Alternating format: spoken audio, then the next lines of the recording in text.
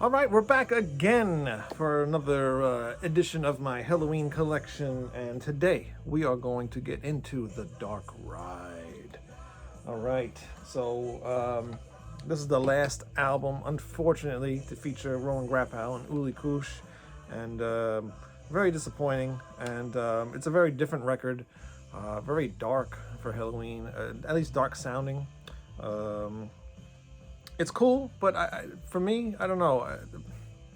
This is where, of course, I love Helloween, but this is where they started to get, I don't know, they changed for me, you know, and I really didn't like it. I like the more the neoclassical, I guess, type of guitar work, and that's kind of gone on here, you know, and it just gets to more.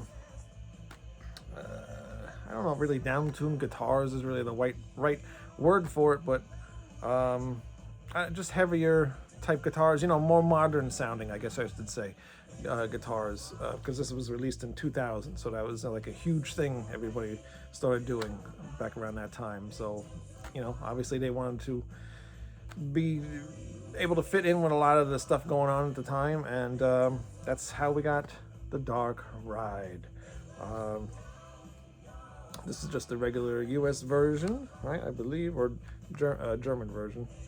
I know there's a bunch of different versions. There's a Japanese version, and I think the pumpkin looks, not the pumpkin looks different, but the logo's different, and then this is on one side, and so I might have something, actually I only have one version of this, but yeah, there's a couple different looking covers. They're all similar, but some of them are a little different, but this is just the regular US or German version or whatever. And yeah, nothing special about the booklet, just, you know, band pictures and stuff. Everything's so dark, you know, especially for Helloween. I'm just like, you know, kind of weirded me out a little bit. Why is it so dark? But the songs aren't that too dark. I mean, well, I guess Mr. Torture is, but I don't know. It's a heavier, different sounding Helloween. And then but you know, the funny thing is, a lot of people love this album, and a lot of people say this is their favorite album. To me, it's not. But it is a good album. I do love it. You know, the cassette. This has to be a bootleg or something. I'm not sure. It says exclusively licensed by Nuclear Blast, but Mystic Production. I don't know where that's really from. I can't figure out what language that is, but. That's how the back of it looks. I have another cassette that I showed earlier. That kind of was simple. I think it was Time of the Oath. No punch holes in the back of that, so that's kind of strange. But, you know, the cassette looks very professional, looks real. And the booklet, too. Booklet's got all the stuff that the regular booklet has. All the band artwork and all the lyrics and everything as I drop it all over the floor as usual, right? See all that? So, pretty cool. I like collecting the cassettes. As the albums get on, it got really hard to get cassettes because obviously they don't really make cassettes anymore. Although that's not true, because a lot of bands are making everything nowadays. Everybody's making vinyl again. Everybody's making. I saw Ghost make 8-track, and I think some other bands made 8-track too. Like, who the hell is buying 8-tracks?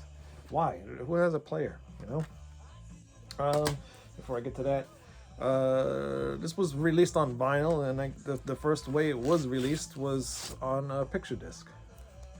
So I ended up finding this fairly cheap somewhere, I think in a store that I went to. And, you know, I couldn't leave it there. I had to get it. I got the slipcase for it, so awesome find. Pretty cool. People say picture discs sound like crap. I don't know, it sounds alright to me. And then with the reissues in 2015, they actually reissued it on regular sized vinyl with the, you know, the booklet and everything. Comes inside there. I believe actually this is a colored vinyl. Let's see. Yeah, it is. And actually it is, I think that's number 61 of 100. This is silver vinyl. So that's how that looks. And there's two vinyls in here, so I got number 61 or 67, I don't know, can't tell. So I thought that was cool. I couldn't pass it up because I always wanted the regular vinyl to go with the other vinyls, you know. The only one they haven't done yet is Metal Jukebox, which is kind of weird. But that's how that looks. So pretty cool. And this says special edition on the bottom. And it's got, if I can find the single edit. And, and it's got the bonus tracks too. Menace of the Crowds and Deliver Us from Temptation are on there as well. Very cool. And speaking of those, I do have the single of If I Could Fly.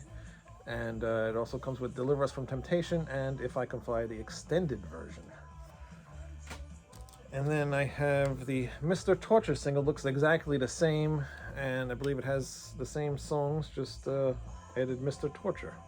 Yeah, If I Could Fly radio edit, Deliver Us from Temptation, and If I Could Fly album version. So pretty cool, just in a slim case. And other thing that was related to that album in a way is the Pumpkin video.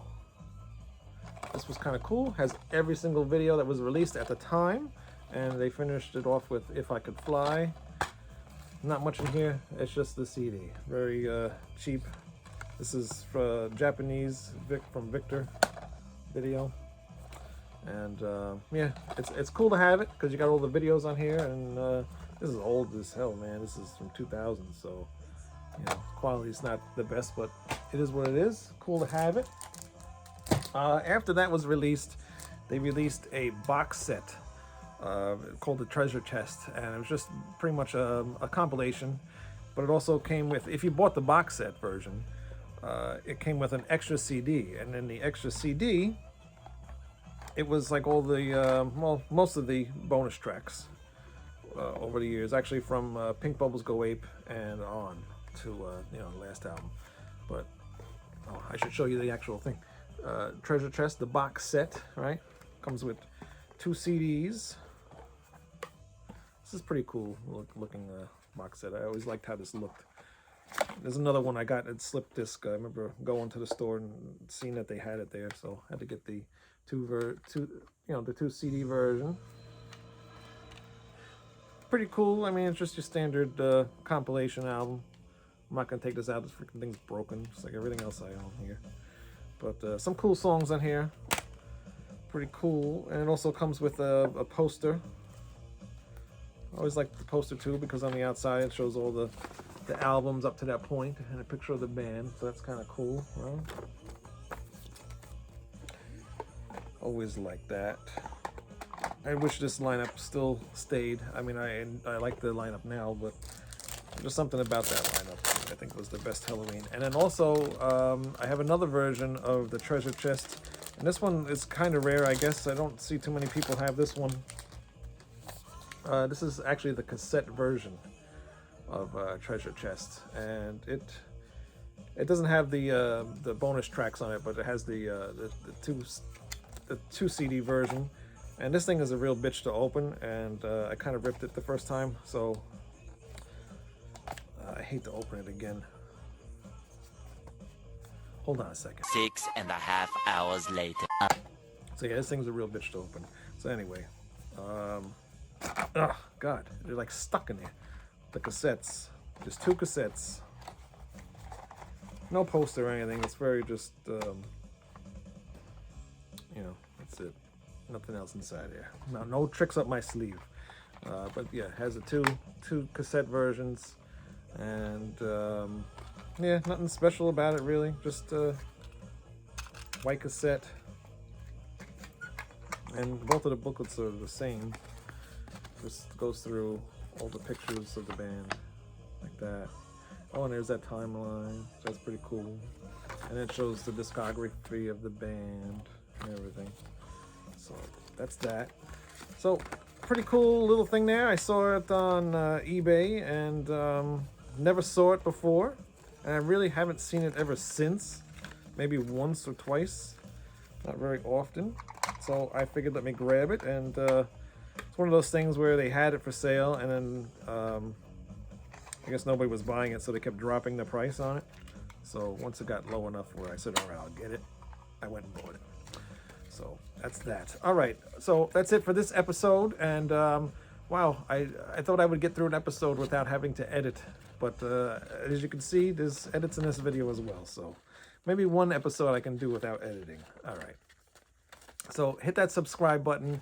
Go to ratsaladreview.com. Tons of shows on there. I actually have an interview coming up with Ronnie Atkins. And he does talk about Michael Kiske. I did not know he was very good friends with Michael Kiske, which is kind of cool to know. If you don't know who Ronnie Atkins is, he's the vocalist to Pretty Maids. And he actually just released his first solo album. And he was going through stage 4 lung cancer. So, but from our interview, it seems like he's going to end up being okay. So we'll see what happens. So hopefully everything's all right with that. But yeah, go check that interview out. It won't be out for a while. But if you hit subscribe, you'll know when it's going to be up. All right. So I will see you guys next time. Write in the comments anything you want. Tell me about your collection. Anything. All right. I'll see you next time. Bye.